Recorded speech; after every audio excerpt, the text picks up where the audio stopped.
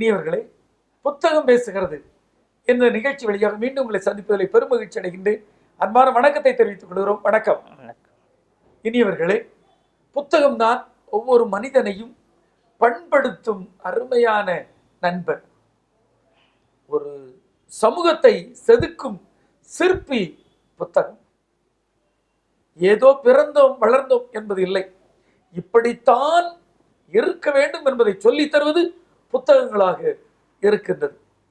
புத்தகம் எழுதும் ஆசிரியர்களும் தாங்கள் படித்ததோடு வாழ்வின் அனுபவத்தை இந்த சமூகம் எவ்வாறு இருக்க வேண்டும் என்ற கனவோடு நல் எண்ணத்தோடு எழுதுகிறார்கள் என்பதுதான் உண்மையாக இருக்கிறது.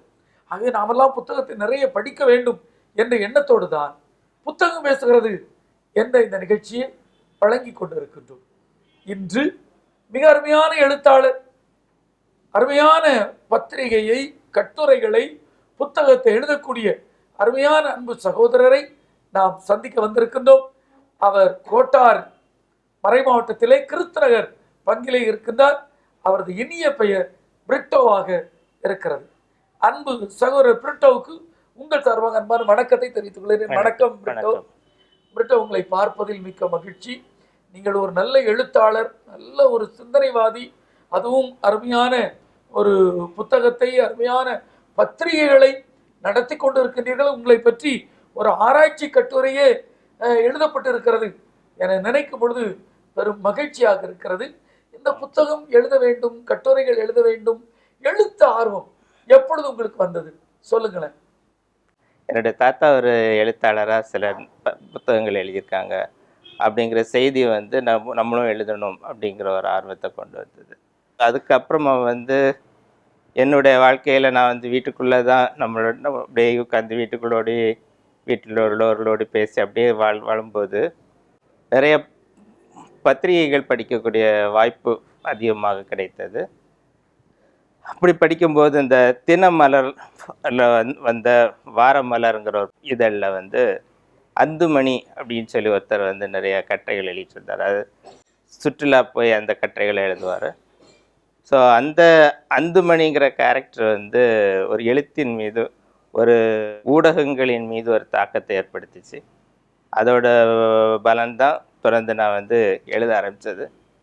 நான் அந்த ஆரம்ப காலத்தில் எழுதுறது சிறுவர் கதைகள் தான் எழுத ஆரம்பித்தேன். ஸோ சிறுவர் கதைகள் எழுதி, சிறுவர் கதைகளை வந்து நிறைய பத்திரிகைகளுக்கு அனுப்பி அப்படி பண்ணிட்டு இருந்தேன். அந்த சிறுவர் கதைகள் வந்து அந்த காலகட்டத்தில் வந்து சிறுவர் கதைகள், எழுத்தாளர்களோட சிறுவர் கதைகளை பத்திரிகைகள் பிரசுரிக்கலை. அவங்களே வந்து சொந்தமாக உள்ளே இருந்த ஆசிரியர் குழுக்களை வச்சு கதைகளை எழுதிட்டு இருக்கிறதா சொன்னாங்க. ஸோ அதனால் அதுக்கப்புறம் வந்து நம்மளுடைய கதைகளை நம்மளே வெளியே கொண்டு வரக்கூடாதுங்கிற முயற்சி தான் ஒரு இதழ் ஆரம்பிக்கலாம் அப்படிங்கிற ஒரு முயற்சியாக வந்து அமுதம்ங்கிற பேரில் ஒரு மாத இதழாக துவங்கணும். அமுதத்தில் முதலாவது என்னுடைய கதைகள் அதில் வெளிவர ஆரம்பிச்சது. ரொம்ப அருமையாக சொன்னீங்க பிரிட்டோ. ரொம்ப கேட்குறக்கே மகிழ்ச்சியாக இருக்குது. எதற்காக இது வந்து உங்களுக்கு பிறவிலேயே உங்களுடைய உடல்நிலை இப்படி இருந்துச்சா, இல்லை எப்படி வீட்டுக்குள்ளேயே முடங்கக்கூடிய நிலை உருவானது, கொஞ்சம் சொல்லுங்களேன். என்னுடைய 5.5 வயதில் வந்து எனக்கு ஒரு காய்ச்சல் வந்தது. காய்ச்சல்னால் சும்மா நார்மலாக ஒரு வைரல் காய்ச்சல் தான். ஆனால் மருத்துவர்களை வந்து அதை வந்து தவறான இதாக எடுத்து வந்து மூளை காய்ச்சலுக்கான மருந்து தொடர்ச்சியாக கொடுக்க ஆரம்பித்தாங்க. ஒரு 3 நாள் தொடர்ச்சியாக மூளை காய்ச்சலுக்கான மருந்து தந்ததின் பலன்தான் என்னோடய உடலில் வந்து கம்ப்ளீட்டாக என்னுடைய நர்வஸ் சிஸ்டம் அஃபெக்ட் ஆகி உடல் முழுவதும் இயங்க முடியாத ஒரு தன்மைக்கு.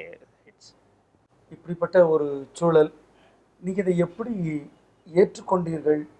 இப்பொழுது நீங்கள் எப்படி ஒரு நம்பிக்கையோடு வாழ்ந்து கொண்டு இருக்கிறீர்கள்? அந்த ஒரு அனுபவத்தை எங்களோடு பகிர்ந்து கொள்ளுங்கள். ஆரம்ப காலம் வந்து குழந்தை பருவங்கிறதுல ரொம்ப தெரியலை. குழந்தை பருவம் நான் அம்மா அப்பா கேர் ஆஃப்லேயே இருந்தோம். எங்கேயும் வெளியே விழாக்களுக்கு போனாங்கன்னா தூக்கிட்டு போனாங்க.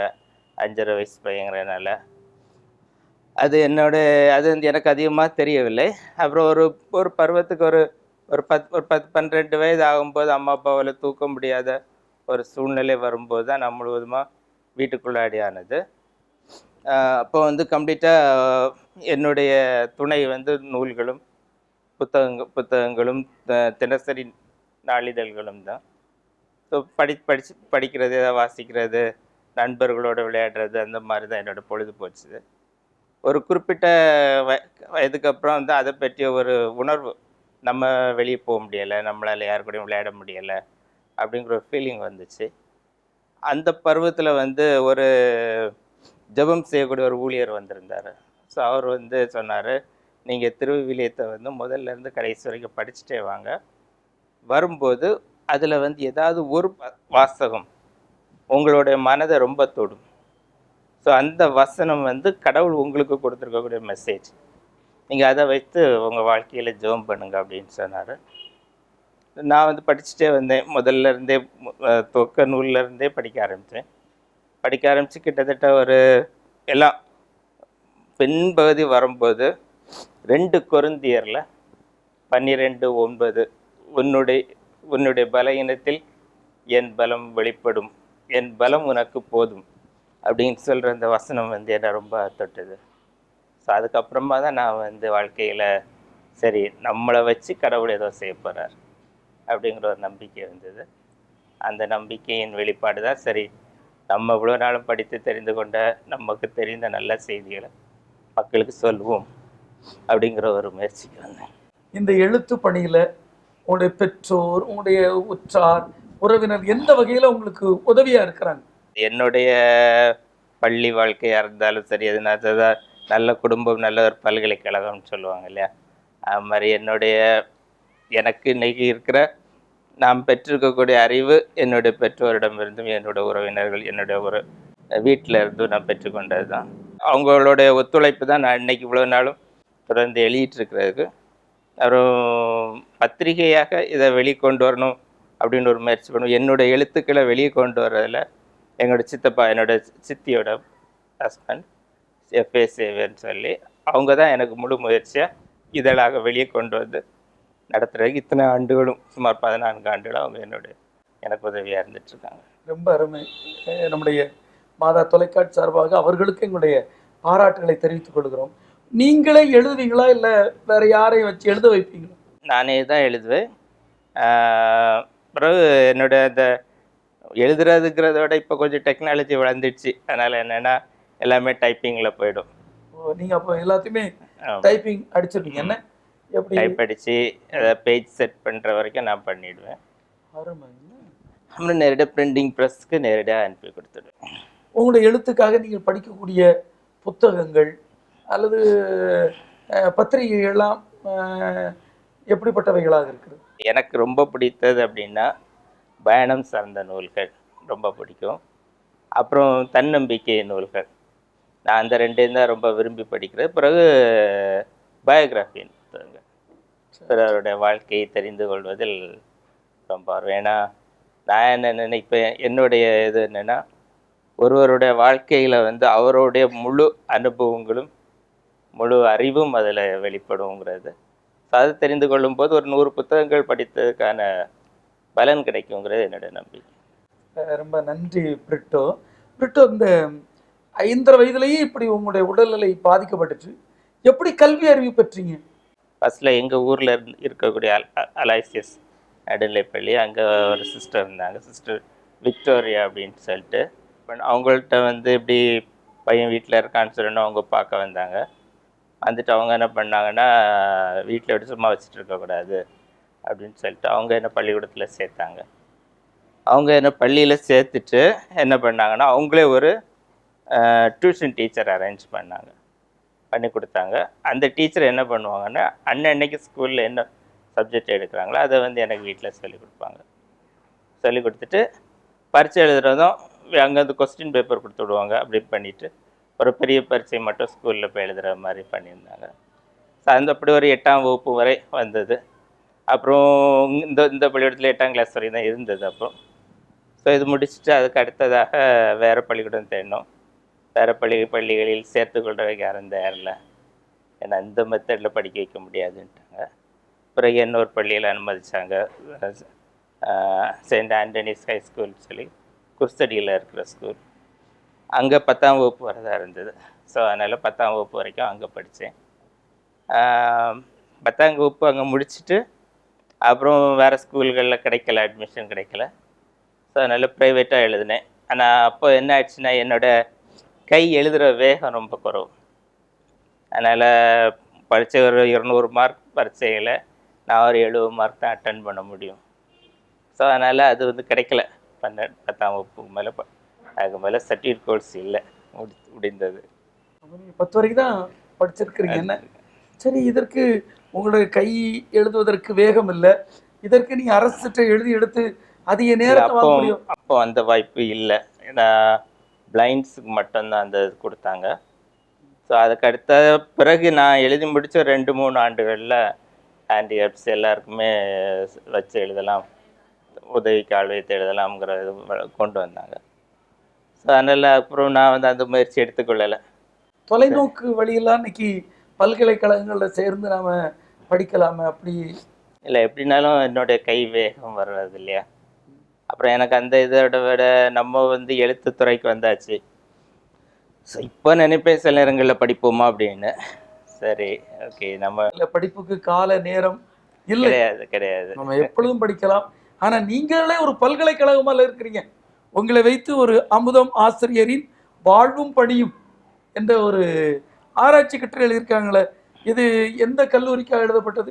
இது நாகர்கோவில் இருக்கக்கூடிய இந்து கல்லூரி எம்ஏ மாணவர்கள் செய்தது. பிரிட்டோ, ரொம்ப மகிழ்ச்சி. அதிமேதாவி ஆனந்தன் என்று உங்களுடைய அமுதம் பத்திரிகையில வந்த கட்டுரைகளை புத்தகமா வெளியிட்டிருக்கிறீங்க. இந்த அதிமேதாவி ஆனந்தன் இந்த தலைப்பு என்ன எண்ணத்துல கொடுத்தீங்க? அதாவது நான் சிந்திக்கக்கூடிய சமுதாயத்தில் இருக்கக்கூடிய பிரச்சனைகளை பற்றி நான் சிந்திக்கக்கூடியதை மக்கள்கிட்ட சொல்கிறது. அப்போ இந்த நம்மளுடைய சமூகத்தில் வந்து அதிமேதாவி அப்படின்னு யாரை சொல்லுவோன்னா, ரொம்ப எல்லாம் தெரிந்த மாதிரி பேசுகிறவங்கள ஆமா, அந்த வார்த்தையை வச்சு கிண்டல் பண்ணுவாங்க. ஸோ அந்த கிண்டல் பண்ணக்கூடிய வார்த்தையாக தான் நான் அந்த அதிமேதாவிங்கிற வார்த்தையும் பேர் அந்த கொண்டு வந்தேன். ஆனந்தன்கிறது என்னோட பேர் பிரிட்டோ, ஓ சரி சரி, புனிதரோட பேர் அருளானந்தர். ஆமா, அந்த ஆனந்தரை ஆனந்தனாக்கி ஓ கொண்டு சரி சரி. ஆனா நீங்க அதிமேதாவியான அதிமேதி ஆனந்தன்னா இல்ல, நீங்க நல்ல ஒரு திறந்த மனதோடு இன்னும் நல்ல நம்பிக்கையோடு இருக்கிறீங்க. இருந்தாலும் வேற யாரையும் குறிக்க வேண்டாம், நம்மளே குறித்துக் கொள்வோம் என்று பெயரிட்டு இருக்கிறீங்க. ரொம்ப மகிழ்ச்சி. அதுல என்னென்ன கருத்துக்கள்லாம் சொல்லியிருக்கீங்க, சொல்லுங்களேன். முதலாக நான் அதில் எழுத ஆரம்பித்தது வந்து மாடித்தோட்டம். மாடித்தோட்டம் வந்து இதோட முக்கியத்துவத்தை சொல்லி, இன்னைக்கு ஏற்படக்கூடிய தண்ணி பஞ்சம், நிலங்கள் வந்து குறைஞ்சிட்டே வருது, விவசாயம். ஸோ ஒவ்வொரு வீடும் தன்னுடைய மாடியில் ஒரு தோட்டத்தை அமைத்து தன்னுடைய வீட்டுக்கு தேவையான பழங்கள் காய்கறிகளை பயிர் செய்கிறது மூலமாக அந்த சமுதாயத்தில் ஏற்படக்கூடிய உணவு பற்றாக்குறையிலேருந்து எல்லாத்தையும் நம்மளால் சரி செய்ய முடியும் அப்படிங்கிற ஒரு கருத்தை சொல்கிறதுக்காக தான் அந்த இதை பதில ஆரம்பித்தேன். அப்புறம் இன்னைக்கு ஏற்படக்கூடிய கூட்டு குடும்பங்கள்ங்கிறது அந்த அந்த சமுதாயத்தில் அந்த கம்ப்ளீட் அழிஞ்சிட்டு வருது, அதை பற்றி ஒரு கட்டுரை சொல்லியிருந்தேன். அப்புறம் சமுதாயத்தில் இருக்கக்கூடிய மக்கள் மனநிலைகள், அது எல்லா தவறுகளுக்கும் அடுத்தவங்களை குறை சொல்கிற மனநிலை, அப்புறம் ரொம்ப சின்ன சின்ன சின்ன தோல்விகளை சோர்ந்து போகக்கூடிய மனநிலை, இப்படி நிறைய சமுதாயத்தில் அன்னைக்கு இருக்கக்கூடிய பிரச்சனைகள், அப்புறம் சுற்றுப்புற சுகாதாரத்தை பற்றி, அப்புறமா வந்து அரசியல், இன்னைக்கு இருக்கிற அரசியல் நிலைகளில் மக்கள் வந்து மாற்றத்தை எப்படி எதிர்கொள்கிறாங்கங்கிறத பற்றி, இந்த மாதிரி சமுதாயத்தில் இன்றைக்கி இருக்கக்கூடிய முக்கியமான பிரச்சனைகளை எப்படி இது இப்படி மாற்றி இப்படி செய்தால் நல்லாக இருக்கும். அதாவது அந்த அந்த கட்டுரையில் வந்து மிஸ்டர் அனுபவம்னு ஒருத்தர் வருவார். அனுபவங்கிறது வேறு யாரும் இல்லை, ஒவ்வொருத்தருக்கு உள்ளே இருக்கக்கூடிய அனுபவங்கள். ஒரு மனிதனாக தனக்கு முன்னாடி வந்து நின்று பேசினால் அது எப்படி இருக்கும் அப்படிங்கிறத ஒரு மையமாச்சு. அது ஒரு வித்தியாசமான ஒரு இதாக கொண்டோம்னா, மிஸ்டர் ஆனந்தன் இருப்பார், அதிமேதாவி ஆனந்தன். அதிமேதாவி ஆனந்தன்ட்டு வந்து டிஸ்கஷனுக்கு யார் வருவான்னா மிஸ்டர் அனுபவம் வருவார். சரி சரி. அனுபவம் வந்து அவருடைய சொந்த அனுபவங்கள் வந்து ரெண்டு பேரும் ஒரு பிரச்சனையை பற்றி டிஸ்கஸ் பண்ணுவாங்க, பண்ணி அதுக்கு ஒரு முடிவு சொல்லுவாங்க. உங்களுக்கு பிடிச்ச உங்க எழுத்துல உங்களுக்கு பிடித்த ஒரு நிகழ்வு அப்படியே சொல்லுங்களா?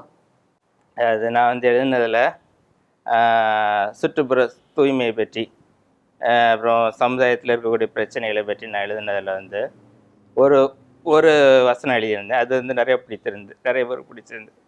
ஏன்னா நாம் செய்ய வேண்டியது ஊர் கூடி தேர் இழுப்பதல்ல, நம் கால் மாட்டில் வளர்ந்திருக்கும் புற்களை பிடுங்கி அகற்றுவது அப்படின்னு ஒரு சொல்லியிருந்தேன். அதாவது ஒவ்வொருத்தரும் தன்னை மாற்றிக்கொண்டு தன்னை சுற்றி இருக்கக்கூடிய ஒரு சிறிய சமூகத்தை மாற்ற முயன்றால் உலகத்தில் எவ்வளோ பெரிய பிரச்சனைகளையும் எதிர்கொள்ள முடியுங்கிறத சொல்லியிருந்தேன். ஸோ நிறைய பேர் பிடிச்சிருந்தது, நிறைய ஃபாதர்ஸ் கூட ஃபோன் பண்ணி பாராட்டினாங்க, நல்லா இருந்தது அப்படின்னு சொல்லிட்டு. இந்த அமுதம் என்ற உங்களோட பத்திரிகை இதை எப்போ ஆரம்பிச்சிங்க? இதில் நீங்கள் யார் யாரெல்லாம் உங்களுக்கு கை கொடுத்தா, எவ்வளோ பத்திரிகைகள் இன்று உங்கள் பக்கத்தில் விற்பனை ஆகிட்டு இருக்கு? இது வந்து 2004 ஜனவரியில் ஆரம்பித்தேன். 13 ஆண்டுகள் முடிஞ்சு 14வது ஆண்டு தொடங்கி இருக்குது. இதில் ஆரம்பித்ததுலேருந்தே அந்த என்னோடய சித்தப்பா சொல்லியிருந்தேன், சேவியர் சித்தப்பா. ஸோ அவங்க தான் ரொம்ப உதவியாக இருந்தாங்க. வீட்டில் அம்மா அப்பாவோட உதவி, அக்கா சகோதரி எல்லாருமே, வீட்டில் இருக்க எல்லாரோட உதவியும், நண்பர்கள், எழுத்தாளர் நண்பர்கள் நிறைய பேர் இருக்காங்க. இதெல்லாம் வெளிவரக்கூடிய கட்டுரைகள் எல்லாமே நண்பர்கள் எழுதுறது. ஸோ அவங்களோட கட்டுரைகளை தொகுத்து அதில் இருக்கக்கூடியதை சரி செய்து வெளியிடுறது முக்கியமாக வச்சுருக்கேன். இந்த நண்பர்களோட உதவி இன்றைக்கு வரைக்கும் கிட்டத்தட்ட 158 புத்தகங்கள் வந்தாச்சு. எதுலேயுமே போடுறதுக்கு தகவல் இல்லை, பத்தாமல் இல்லை அப்படின்னு சொல்ல முடியாத அளவுக்கு நண்பர்கள் வந்து தொடர்ந்து எழுதிட்டுருக்காங்க. அதில் ரொம்ப மகிழ்ச்சியான விஷயம் என்னென்னா, நம்ம இந்த சிக்கன் குனியா ஃபீவர்லாம் வந்தது இல்லையா, இதை பற்றி ஹிந்து நாளிதழ் தகவல் வெளியிட்டதுக்கு முந்தையே நம்மளோட பத்திரிகையில் முதல் செய்தியாக வெளியே வந்தது. ஏன்னா அவர் என்னுடைய நண்பர்கள் ஒருத்தர் வந்து ஒரு விஞ்ஞானி, இளம் விஞ்ஞானி, பயோடெக்னாலஜி துறையை சார்ந்த முனைவர் பிரகாஷ் சொல்லி, அவர் தான் வந்து அந்த செய்திகள், இது இன்னைக்கு வரக்கூடிய புதிய அறிவியல் செய்திகளை உடனுக்குடன் கொடுப்பார். அதன் மூலமாக அது ரொம்ப ஒரு மகிழ்ச்சியான ஒரு ரொம்ப அருமை. அதாவது இவ்வளவுக்குள்ள ஒரு குழுவை வைத்துக்கொண்டு நீங்கள் பணி செய்வதே ரொம்ப மகிழ்ச்சியாக இருக்குது. இன்னும் இந்த சமுதாயத்திற்கு என்ன கொடுக்கணும் எழுத்து வழி என்ன நினைக்கிறீங்க? என்ன கொடுக்கணுன்னா எல்லாமே சமுதாயத்திற்கு தேவைப்படக்கூடிய எல்லா மாற்றங்களையும் ஒவ்வொரு எழுத்தாளர்களும் கொடுத்துட்டே இருக்கணுங்கிறது தான் என்னுடைய. நான் என்ன நினைக்கிறேன்னா, நம்ம சொல்கிறது வந்து நம்ம பேசுகிறதா இருந்தாலும் சரி, நம்ம எழுதுறதா இருந்தாலும் சரி, ஒரு நாளும் பலன் இல்லாமல் போகாது. அது ஒரு நபருடைய மனதையாவது தொடும். அந்த ஒரு நபர் இன்னொரு 10 நபர்களை மாற்ற வாய்ப்பு இருந்தால் அந்த 10 நபர்களை மாற்றிய பெருமை நமக்கு தான், அந்த மகிழ்ச்சி நமக்கு தான். அதனால் அது வந்து சமுதாயத்துக்கு என்றைக்குமே நம்ம இருக்கிறது வரைக்கும் எழுத்தின் மூலமாகவும் சரி, பேச்சின் மூலமாகவும் சரி, நம்ம சமுதாயத்துக்கு என்ன சொல்லணுமோ அதை சொல்லிகிட்டே இருக்கணும். என்னன்னா, ஒரு எழுத்தாளருக்குடைய அருமையான பண்பு இருக்குது. அதாவது எழுதுறது எழுதிக்கொண்டே இருப்போம், மாற்றத்தை நாம் காண்போம் என்ற வெறியோடு எழுத வேண்டும் என்றுதான் சொல்கிறாங்க. உங்களுக்கு இப்படி ஒரு நிலையை இந்த சமூகத்தில் ஒரு மருத்துவர் உருவாக்கி தந்து விட்டார். ஐயோ, என் வாழ்க்கை இப்படி முடிஞ்சு போச்சு, இனி சமூகத்தில் கோபம் இல்லாமல் இன்னும் இந்த சமூகத்தை திருத்த வேண்டும் என்ற ஒரு எதிர்நோக்கு இருக்குது. எப்படி உங்களுக்கு இந்த எண்ணம் வந்துச்சு? நான் சொன்னேன் இல்லையா, அந்த 2 கொரிந்தியர் 12:9 அதாவது என்னுடைய பலவீனத்தில் உன்னுடைய பலவீனத்தில் என் பலம் வெளிப்படுங்கிற வசனம் வந்து என்னுடைய இந்த நிலைமையை முதல்ல ஏற்றுக்கொள்ளக்கூடிய மனநிலை கொடுத்தது. நம்ம இந்த நிலைமையில் இருக்கிற, ஐயோ நம்ம இப்படி ஆயிட்டோமேங்கள, சரி இதுதான் நமக்கு கடவுள் தந்திருக்கக்கூடிய வாழ்வு, நம்ம இந்த நிலையில் இருந்து கொண்டு என்ன செய்யணும், அந்த எண்ணத்தை நான் வளர்த்துக்கிட்ட பிறகு தான் சமுதாயத்தை பார்க்க முடிஞ்சது, சமுதாயத்தில் இருக்கக்கூடிய பிரச்சனைகளை பார்க்க முடிஞ்சது. அப்புறமா தான் நான் சமுதாயத்திற்கு எழுதணும், சமுதாயத்தினுடைய பிரச்சனைகளுக்கான தீர்வுகளை தேடி எழுதக்கூடிய ஒரு மனநிலை வந்தது. அதனால் வந்து இன்னைக்கு வரையும் என்னுடைய வாழ்க்கை இப்படி ஆகிப்போச்சு, நான் இப்படி இருக்கிறேனே அப்படின்னு சொல்லி ஒரு வருத்தமாக நான் அதை பெரிதாக நினைக்கல. என்னால் அடுத்தவங்க கஷ்டப்படும் போது தான் கொஞ்சம் மனது கஷ்டப்படும். சரி, நம்மளால் இவ்வளோ கஷ்டப்படுறாங்களேன்றாங்க அம்மா அப்பா, வீட்டில் அக்கா எல்லோரும் கஷ்டப்பட்டு பார்க்கும்போது, சரி நம்ம நல்லா இருந்திருந்தால் இவங்களுக்கு இன்னைக்கு இந்த கஷ்டம் இருந்திருக்காது அப்படின்னு தோணும். ஆனால் சில நினைத்துக்கொள்வேன், நம்மளும் ஒரு சராசரி மனிதனாக உலகத்தில் வாழ்ந்துருந்தால் நம்ம ஒரு இந்த சமுதாயத்தை பற்றி சிந்திக்காமல் போயிருக்கலாம். என்ன அருமையான கருத்து அப்படின்னு ரொம்ப மகிழ்ச்சியாக இருக்கு. அன்பான வாழ்த்துக்கள் பிரிட்டோ. இந்த ஒரு சூழலில் இந்த உங்களுடைய எழுத்து பணியை உங்களுடைய மக்கள் எப்படி பாராட்டுறாங்க? அது எந்த வகையில் என்ன உங்களுக்கு உந்து சக்தியா இருக்கு? உங்க எழுத்தை பார்த்து அல்லது படிச்சு யாராவது மனம் மாறினாங்க, ஒரு இத பெற்றுக்கொண்டேன், நம்பிக்கை எனக்கு வந்தது அப்படின்னு சொன்னது மாதிரி ஏதாவது அனுபவம் உங்களுக்கு இருக்குதா? நிறைய பேர் சொல்லியிருக்காங்க. நிறைய நண்பர்கள் வந்து நிறைய புதிய நண்பர்கள் அறிமுகம் சொல்லுவாங்க. பிரிட்டோ வந்து எங்களுக்கு ஒரு இன்ஸ்பிரேஷனாக இருக்காங்க அப்படிம்பாங்க. ஆனால் நான் அப்படி இருக்கிறேன் இருந்தேன்னு எனக்கு நேரடியாக தெரியாட்டாலும், ஆனால் வந்து சொல்கிறவங்க சொல்லும்போது இப்போ நான் பிரிட்டோ இவ்வளோ செய்கிற பார்க்கும்போது நாங்கள் செய்கிறதெல்லாம் ஒன்றுமே இல்லை, நாங்கள் இன்னும் நிறைய செய்யணும் அப்படின்னு சொல்லும்போதே சரி, அப்போ நம்ம மற்றவங்களுக்கு ஒரு முன் உதாரணமாக இருக்கிறோம் அப்படிங்கிற ஒரு மகிழ்ச்சி. ரொம்ப மகிழ்ச்சி பிரிட்டோ. பிரிட்டோ, உங்களுடைய இந்த எழுத்து பணிக்கு, இந்த பத்திரிகை பணிக்கு பொருளாதார பிரச்சனை இருக்குமே, அதை எப்படி நீங்க சந்திக்கிறீங்க? பொருளாதாரத்தை பொறுத்த வரைக்கும் எனக்கு முழுவதுமாக உதவியாக இருக்கிறது அம்மா அப்பா தான். அவங்களுடைய உதவியில் தான் இன்னைக்கு வரைக்கும் போயிட்டுருக்குது. ஒரு இதழ்ங்கிற போது ஒவ்வொரு மாதமும் அதற்கான செலவு இருக்குது. ஸோ அதில் வந்து கிடைக்கிறத விட மிச்சமாக தேவைப்படுறது எல்லாமே வீட்டில் தான் செய்கிறாங்க, அம்மா அப்பா தான் செஞ்சுட்ருக்காங்க. உங்களுடைய எழுத்து பணிக்கு இந்த பத்திரிகை வாங்குறவங்க அல்ல புத்தகம் வாங்குறவங்க சந்தாதாரர்கள்ட்டேருந்து வர்ற அமௌண்ட் இது கொஞ்சம் வரும். வெளியில் போய் நம்மளால் செய்ய முடியாததுனால விளம்பரங்கள் சேகரிக்கிறதுங்கிறது ஒரு மிகப்பெரிய ஒரு தடங்களாக தான் வந்துட்டு இருக்குது. தெரிந்தவர்கள் உதவி செய்யணுங்கிறதுக்காக ஒரு நிச்சயமாக இந்த நிகழ்ச்சியை பார்க்கிறவர்கள் இந்த நார்வல் பகுதியில் உங்களோட பத்திரிகையில் விளம்பரம் போட வருவார்கள் என்ற நம்பிக்கை எனக்கு இருக்கிறது. உண்மையிலேயே இந்த பத்திரிகை, உங்கள் புத்தகத்தை, உங்களுடைய எழுத்தை, உங்கள் நம்பிக்கையை பார்த்து நாங்கள் பெரும் மகிழ்ச்சி அடைந்திருக்கின்றோம். நிச்சயமாக உங்கள் எழுத்தும் உங்களுடைய செயல்பாடும் பலருக்கு உந்து சக்தியாக இருக்கும் என நான் நம்புகிறேன். ஆகவே உங்கள் எழுத்துக்கும் உங்களுடைய நீங்கள் தந்த நம்பிக்கைக்கும் மாதா தொலைக்காட்சி சார்பாக இனிய நன்றியை அன்போடு தெரிவித்துக் கொள்கிறேன். நன்றி.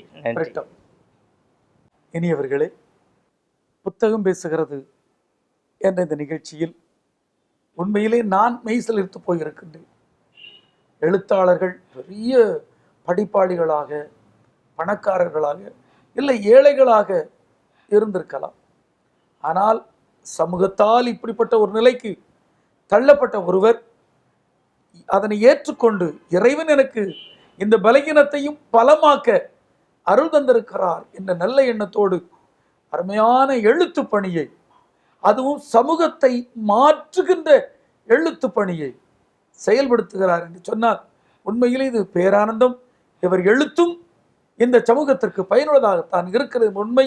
உங்கள் அனைவர் சார்பாக மீண்டும் பிரிட்டோவுக்கு நன்றி அன்போடு தெரிவித்துக் கொள்கிறேன். நன்றி. இனியவர்களே, புத்தகம் பேசுகிறது என்ற இன்னும் ஒரு நிகழ்ச்சியில் உங்களை நான் சந்திக்கிறேன். நன்றி, வணக்கம்.